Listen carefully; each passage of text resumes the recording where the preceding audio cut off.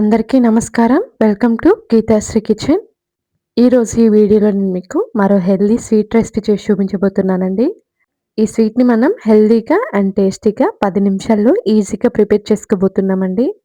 ఈ sweet prepare చేసుకోవడానికి ఎక్కువ పదార్థాలు కూడా అవసరం లేదండి. 3 అరటిపండ్లు, కప్పు పల్లీలు ఉంటే సరిపోతుంది.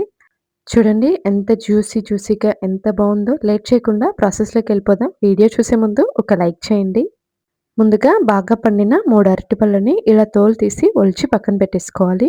ఇప్పుడు మిక్సీ జార్ తీసుకొని అందులోకి ముప్పావు కప్పు వరకు పల్లీల్ని ఇలా పొట్టు తీసి వేయించి ఈ విధంగా పొడి చేసి తీసుకోవాలండి. ఇప్పుడు ఇందులోకి మనం ముందుగా పక్కన పెట్టుకున్న అరటిపండ్ల ముక్కలను కూడా వేసుకొని అంతా కూడా ఈ విధంగా ఈ కన్సిస్టెన్సీలోకి వచ్చే వరకు మిక్సీ పట్టి తీసుకోవాలి. ఇప్పుడు స్టవ్ ఆన్ చేసి కడాయి పెట్టేసుకొని అందులోకి పావు కప్పు వరకు ఆయిల్ వేసుకోవాలి. ఆయిల్ తీసుకున్న అదే కప్పుతో పావు కప్పు వరకు బొంబాయి రవ్వను వేసుకోవాలండి. అలాగే 2 టేబుల్ స్పూన్ వరకు కొబ్బరి తురుమును వేసుకోవాలండి. ఇక్కడ నేను ముందే గ్రేట్ చేసి తీసుకుంటున్నానండి. ఇప్పుడు స్టవ్‌ని మీడియం ఫ్లేమ్‌లో ఉంచుకొని అంతా కూడా కలిసే విధంగా కలుపుకుంటూ ఫ్రై చేసుకోవాలండి.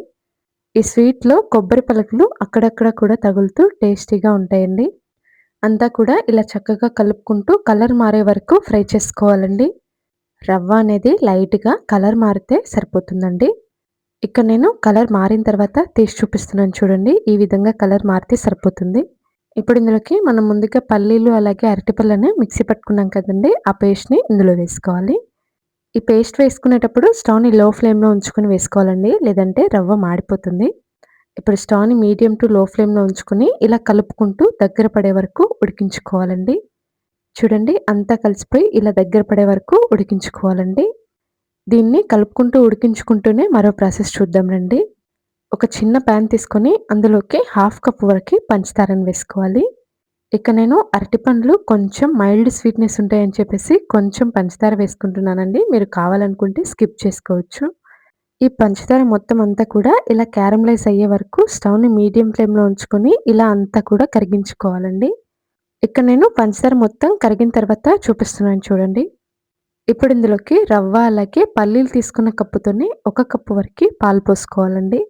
ఇప్పుడంతా కూడా కలుపుకుంటూ ఇలా పొంగు వచ్చే వరకు కలుపుకుంటూ ఉడికించుకోవాలండి. ఇక్కడ నేను చూపిస్తున్న విధంగా అంతా కూడా కలిసిపోయి ఇలా కలర్ మారే వరకు ఉడికించుకుంటే సరిపోతుంది.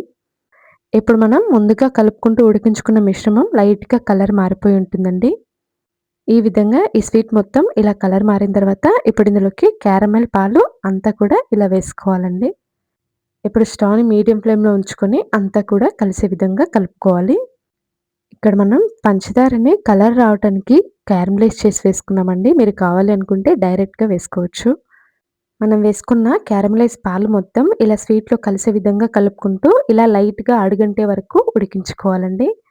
ఈ విధంగా అడుగంటుతున్నప్పుడు చూస్తున్నారా? కన్సిస్టెన్సీ అనేది ఈ విధంగా ఉన్నప్పుడు స్టవ్ ఆఫ్ చేసుకుంటే సరిపోతుంది.